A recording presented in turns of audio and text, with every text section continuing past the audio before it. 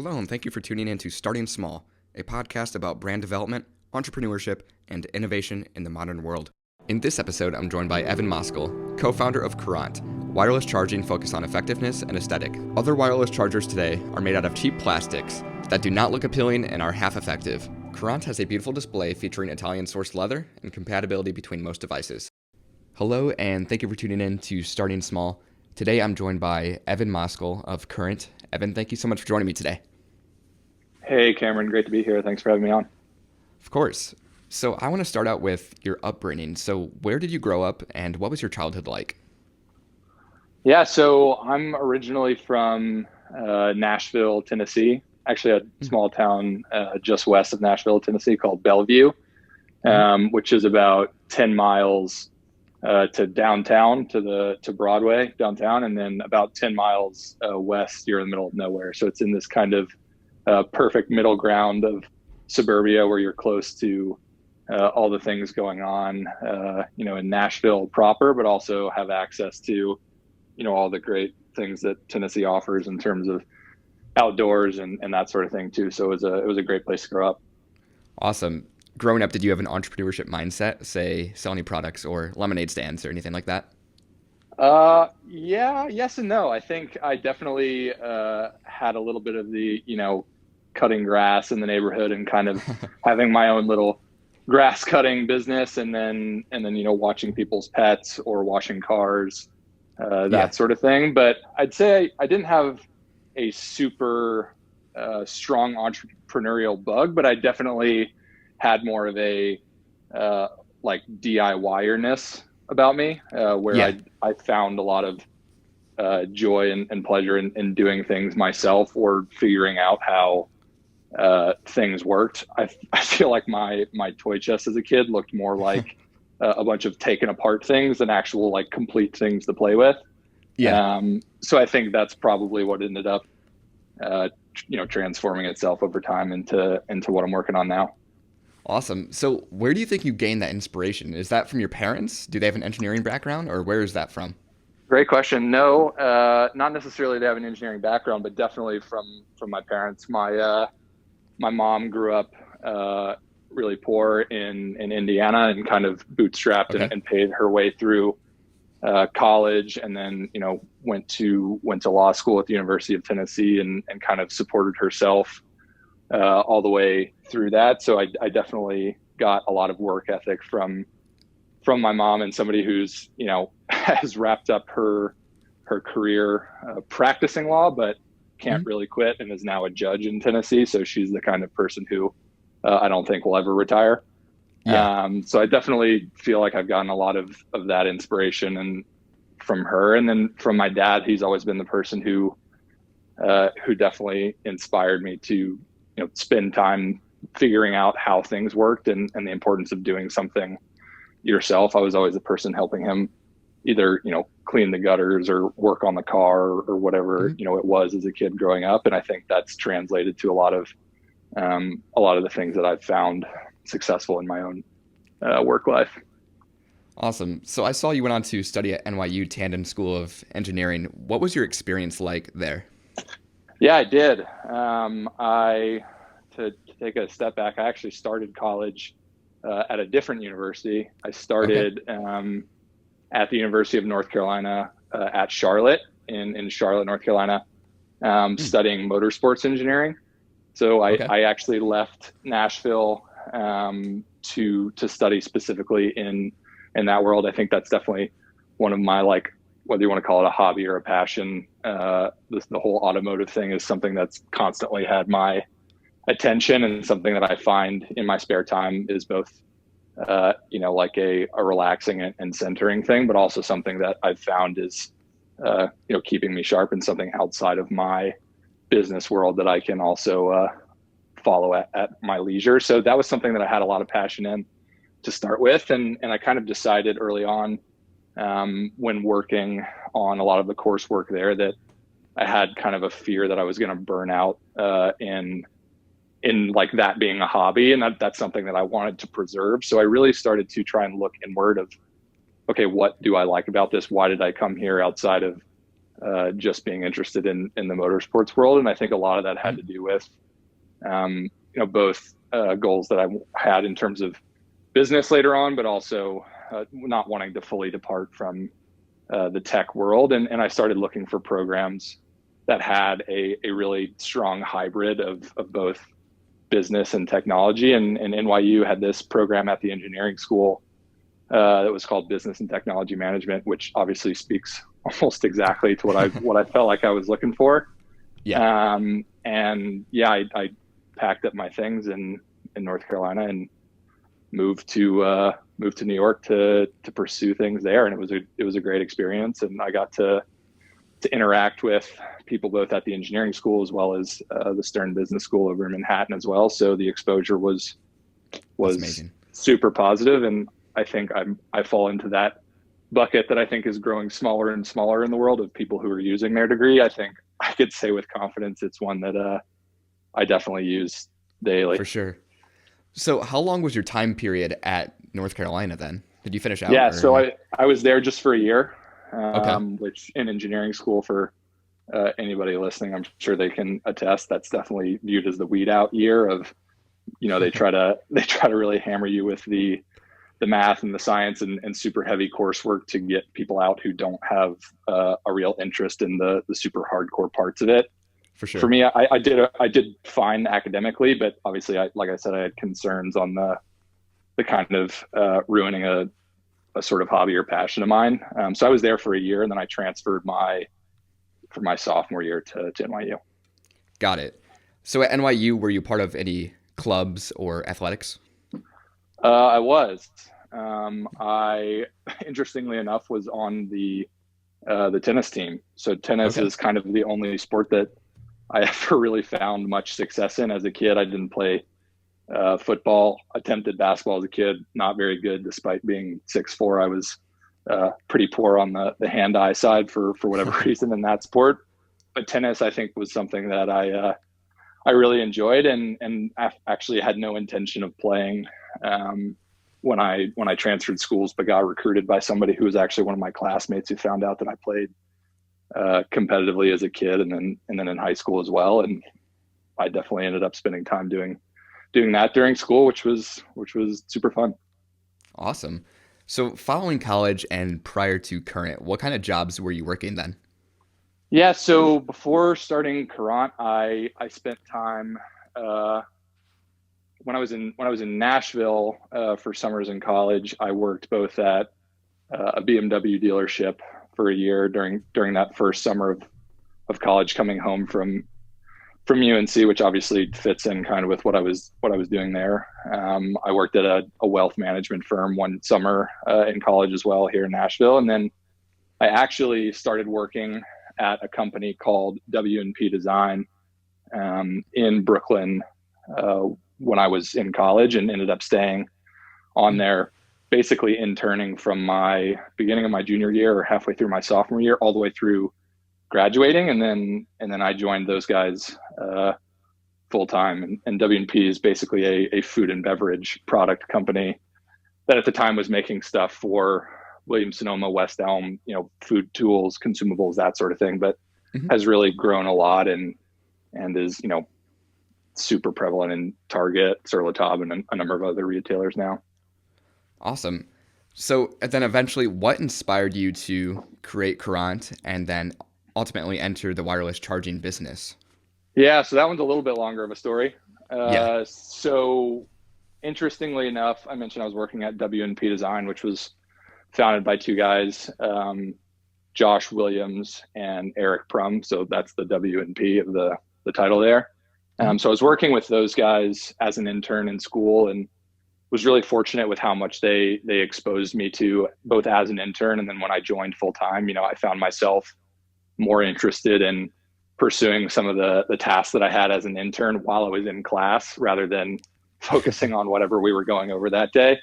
Yeah. So I definitely got the consumer product bug from that role there. And I did that for about a year or two specifically in the business development and then the operations compartment of that business. And was doing things from supplier relations to retailer coordination, working with our warehouse where, all of the product had to get received from it, the manufacturing partners, as well as shipping out to those retail partners and shipping out, from website sales and that sort of thing.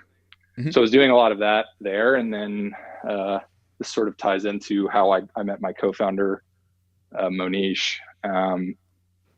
We actually ended up starting, somewhat serendipitously, an internal service wing of the W&P business. There was a little bit of a corporate restructuring where a then parent company sort of oversaw both W&P and then the business that I started alongside Monish, which, again, this is still prior to starting Courant, where we were effectively running an internal service wing of the business that was helping other brands manufacture, sell, and distribute products for their own brands. So utilizing the framework that we had in both experience and at that sort of parent company platform, which is now called Very Great.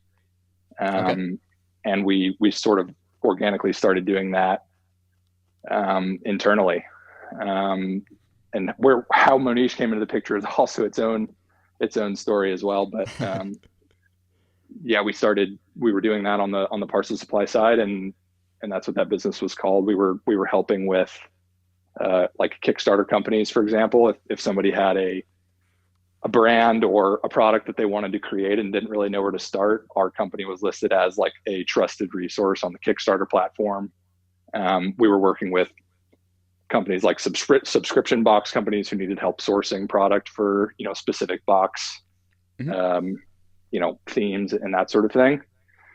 And then as we were doing that, we did that for a little over a year and kind of realized that both with my experience, on the brand side, working at W&P prior to Parcel Supply, as well as Monish's background, which he's originally from Hong Kong, has a family in the manufacturing world and a lot of experience on, doing business in Southeast Asia. And we kind of took a step back alongside Eric and Josh, who again were running the parent company at the time and still are, to kind of decide, well, I think we probably have a better skill set here to start our own thing that we've got control of, the destiny of, separate from decisions of pitching, services.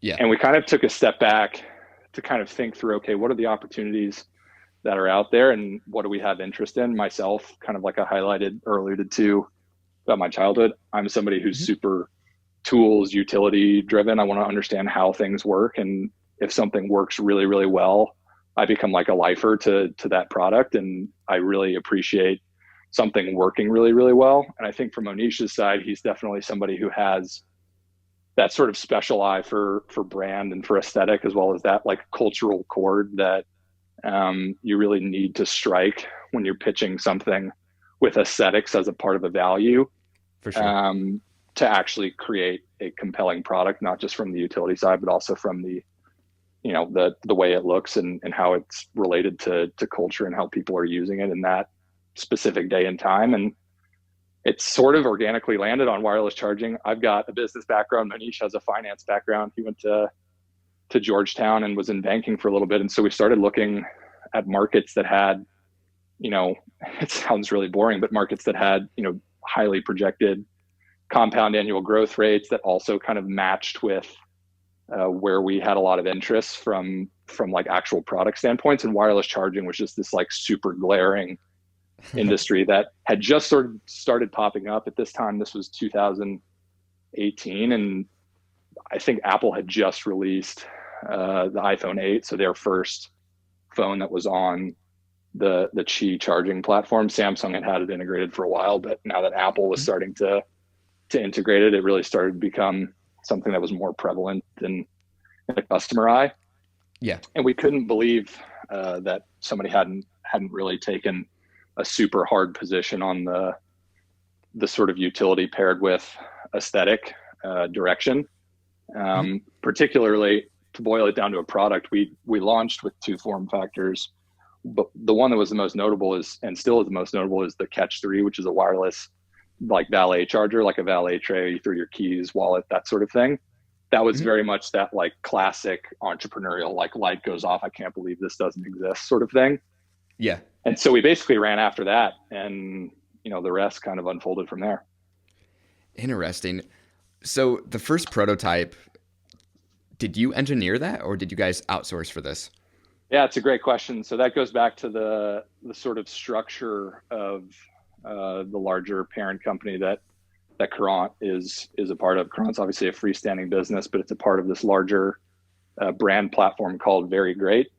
Mhm. And Very Great is basically structured to build brands internally, and utilize uh, experience within their own internal resources to develop product quickly and with the best quality to get them to market as fast as possible while still maintaining that quality. So we had an internal, we've got across the board incredibly strong internal creative teams, whether it's web development, industrial, packaging design, digital design.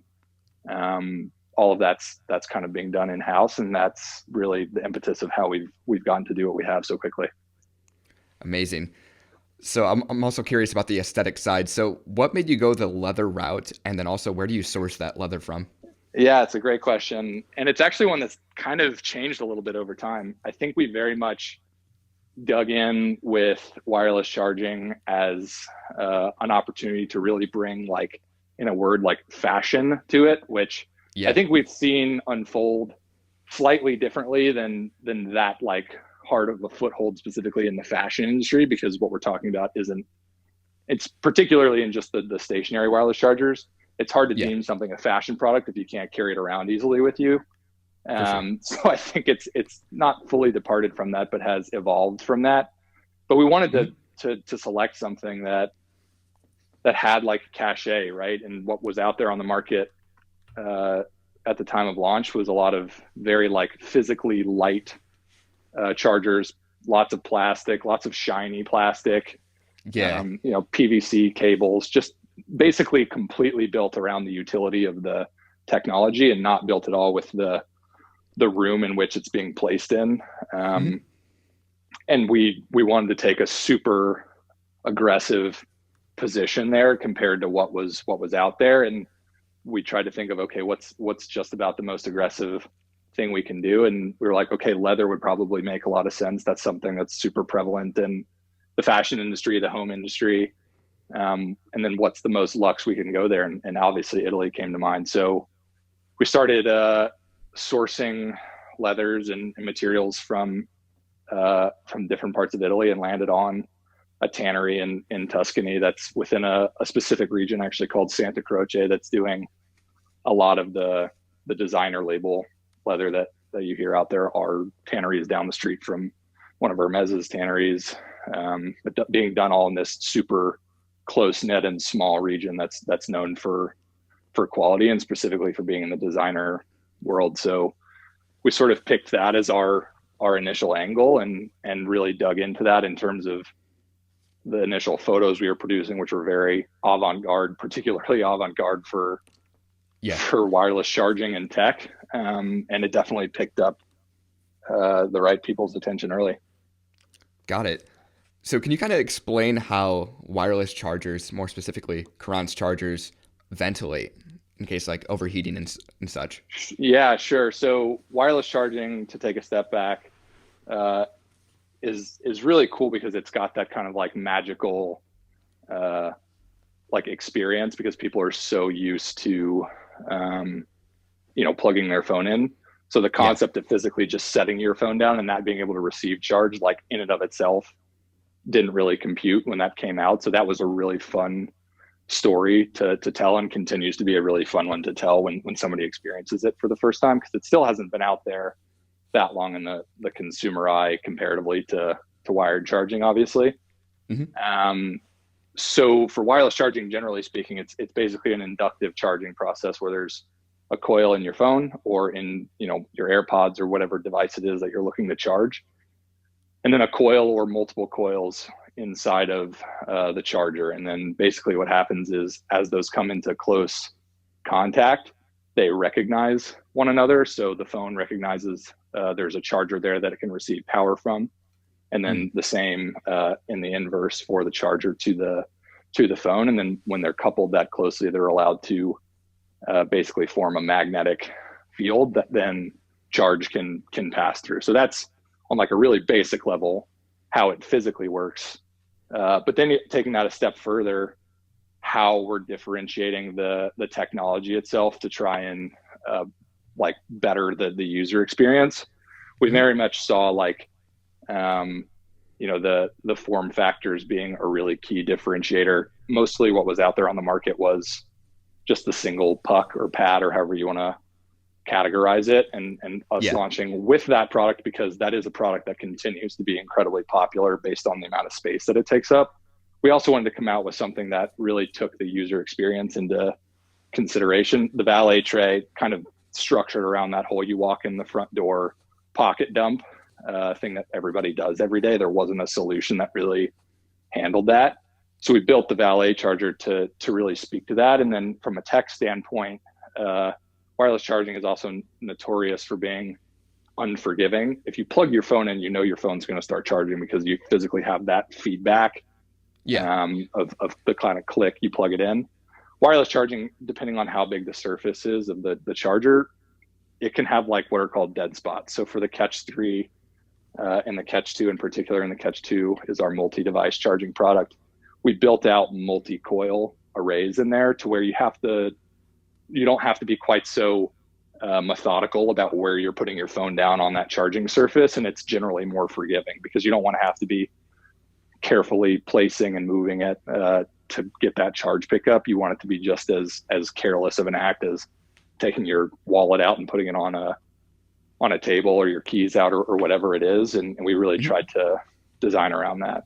And then lastly, to your question around the ventilation and the sort of safety of the product, there's a number of different things that we build in to try and make the products as safe as they possibly can. And they are safe. And that's, things like foreign object detection, which can detect whether or not there's a conductive material on the charger itself. So for example, if you put your glasses down, your keys down, credit card, whatever, on the actual charging surface, the charger is programmed and has technology built in to recognize that that's not an approved device. And then it flashes to let you know that there's no charge passing to it and that it's safe to pick back up.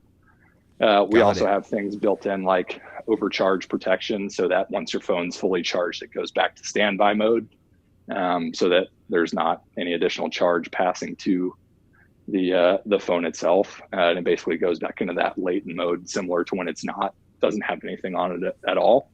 And then just built into the circuitry and the different chips that we're sourcing, which are coming from a lot of the major manufacturers that, work with, whether it's the big phone manufacturers, whether it's TV manufacturers, et cetera. All of the components that we're building into the products are of the highest quality and coming from the most sophisticated suppliers, so that we can not only build something that's super compelling from a user experience standpoint, but you also have the confidence in the safety and the quality of the tech too.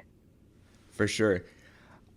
I have this question over how whenever you plug in a faulty charger to an Apple device, sometimes you can get that notification where it says, this is not approved. Yeah, not approved. Do you ever have that issue with your chargers with other devices or Apple's? No, what's super interesting about wireless charging as a concept is it's really the first time that a initiative or a coalition, if you will, has been like established amongst competing device manufacturers to have a universal standard where product is, a charger can work whether you have an Android phone, an LG phone, an Apple phone.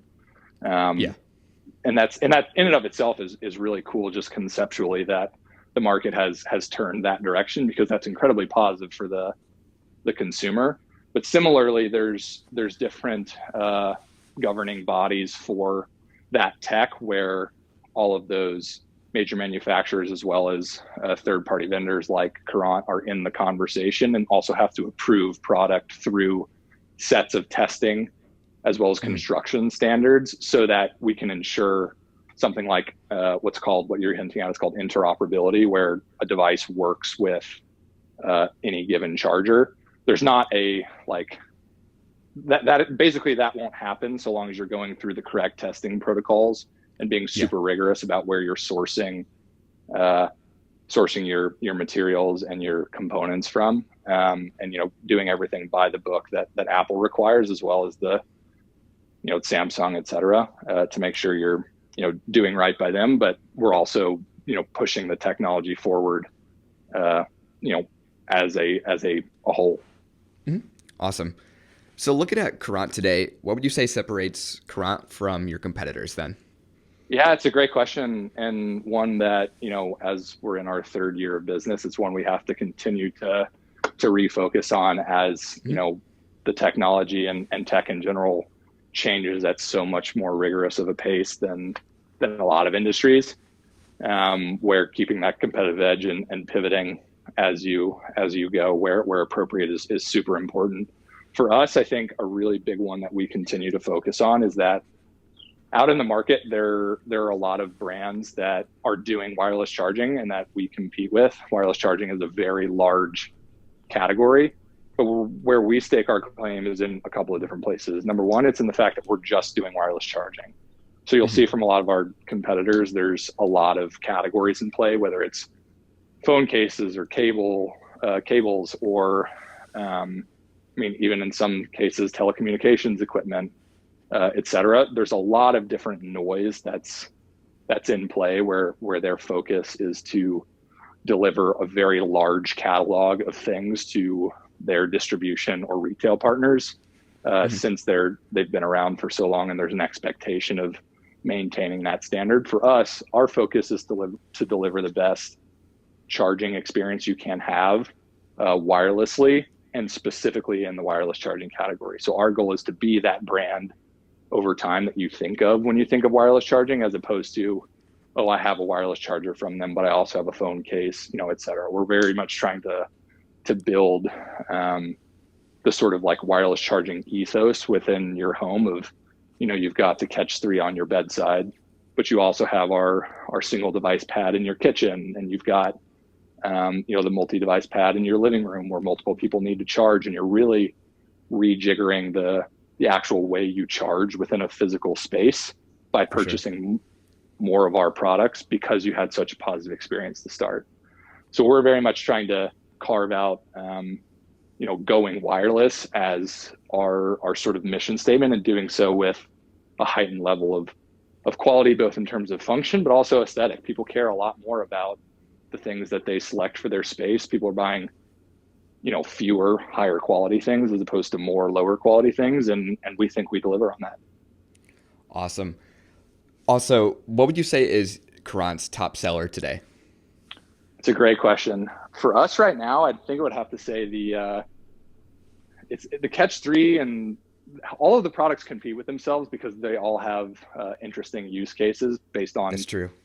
the size. But what I will say is the color that we launched during the holiday season, we call it Saddle. It's like a really nice brown leather that's kind of got this like pre-distressed look and kind of a gunmetal color frame. That has done incredibly well for us. We couldn't keep it in stock during the holiday season. I think we Mhm. sold through it 3 times, and we sold through it the first time in the first 2 weeks. That's been incredibly popular for us, and also is obviously really validating. We have a very small number of form factors intentionally. The goal is not to have this massive Rolodex of a bunch of non-incremental products. We want to have the core products that deliver on the needs that our customer has.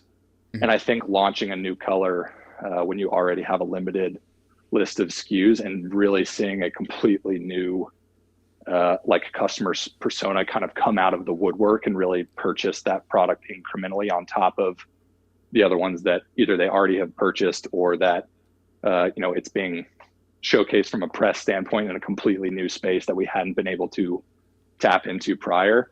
Just that color being incredibly incremental has been really exciting for us as a brand, and gives us a lot of confidence to continue doing what we're doing. Awesome. I like to conclude each episode with this. If you could share one piece of advice with an aspiring entrepreneur, what would that be? Maybe something you've learned or regret? Just anything.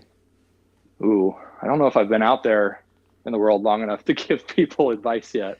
Uh, I guess one thing that I like try to think of, regardless of whether I'm having a positive experience or a negative experience, is, to me, it matters so much the people that you're working with, because, those are the, everybody can enjoy in a really positive situation or successes. That's something that everybody can share, but who you can go through stuff with that, are the more challenging,